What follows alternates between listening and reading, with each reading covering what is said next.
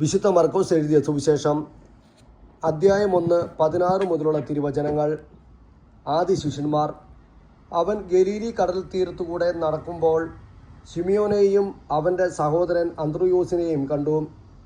മീൻപിടുത്തക്കാരായ അവർ കടലിൽ വലയെറിയുകയായിരുന്നു. യേശു അവരോട് പറഞ്ഞു, എന്നെ അനുഗമിക്കുവിൻ, ഞാൻ നിങ്ങളെ മനുഷ്യരെ പിടിക്കുന്നവരാക്കും. ഉടനെ വലയുപേക്ഷിച്ച് അവർ അവനെ അനുഗമിച്ചു. കുറച്ചു ദൂരം കൂടി പോയപ്പോൾ സബദിയുടെ പുത്രനായ യാക്കോബിനെയും അവൻ്റെ സഹോദരൻ യോഹന്നാനെയും കണ്ടു. അവർ വഞ്ചിയിലിരുന്ന് വലയുടെ കേട് പോക്കുകയായിരുന്നു. ഉടനെ അവൻ അവരെയും വിളിച്ചു. അവർ പിതാവായ സബദിയെ സേവകരോടൊപ്പം വള്ളത്തിൽ വിട്ട് അവനെ അനുഗമിച്ചു. പിശാചു ബാധിതനെ സുഖപ്പെടുത്തുന്നു. അവർ കവർനാമിലെത്തി. സാബത്ത് ദിവസം അവൻ സിനഗോഗിൽ പ്രവേശിച്ചു പഠിപ്പിച്ചു. അവൻ്റെ പ്രബോധനത്തിൽ അവർ വിസ്മയഭരിതരായി. കാരണം നിയമജ്ഞരെ പോലെയല്ല, അധികാരമുള്ളവനെ പോലെയാണ് അവൻ പഠിപ്പിച്ചത്. അശുദ്ധാത്മാവ് ബാധിച്ച ഒരുവൻ അവിടെ ഉണ്ടായിരുന്നു. അവൻ അലറി, നസറനായ യേശുവേ, നീ എന്തിന് ഞങ്ങളുടെ കാര്യത്തിൽ ഇടപെടുന്നു? ഞങ്ങളെ നശിപ്പിക്കാനാണോ നീ വന്നിരിക്കുന്നത്? നീ ആരെന്ന് ഞങ്ങൾക്കറിയാം, ദൈവത്തിൻ്റെ പരിശുദ്ധൻ. യേശു അവനെ ശാസിച്ചു, നിശബ്ദനായിരിക്കുക, അവനെ വിട്ടു നീ പുറത്തു വരിക.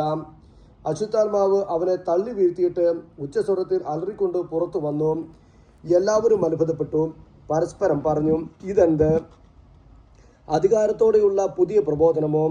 അശുദ്ധാത്മാക്കൾ പോലും അവൻ ആജ്ഞാപിക്കുന്നു, അവ അനുസരിക്കുകയും ചെയ്യുന്നു.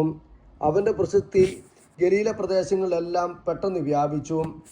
ശിമയോൻ്റെ അമ്മായിയമ്മ. യേശു സിനഗോഗിൽ നിന്ന് ഇറങ്ങി യാക്കോബിനോടും യോഹന്നാനോടും കൂടെ ശിമയോൻ്റെയും അന്ത്രയോസിൻ്റെയും ഭവനത്തിലെത്തി. ശിമയോൻ്റെ അമ്മായിയമ്മ പനി പിടിച്ച് കിടപ്പായിരുന്നു. അവളുടെ കാര്യം അവർ അവനോട് പറഞ്ഞു. അവൻ അടുത്തു ചെന്ന് അവളെ കൈക്ക് പിടിച്ച് എഴുന്നേൽപ്പിച്ചു. പനി അവളെ വിട്ടുമാറി. അവൾ അവരെ ശുശ്രൂഷിച്ചു.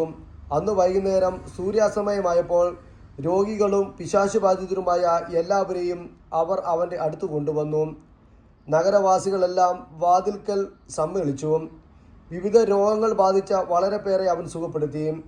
അനേകം പിശാചുക്കളെ പുറത്താക്കി. പിശാചുക്കൾ തന്നെ അറിഞ്ഞിരിക്കുന്നത് കൊണ്ട് സംസാരിക്കാൻ അവർ അവനെ അനുവദിച്ചില്ല.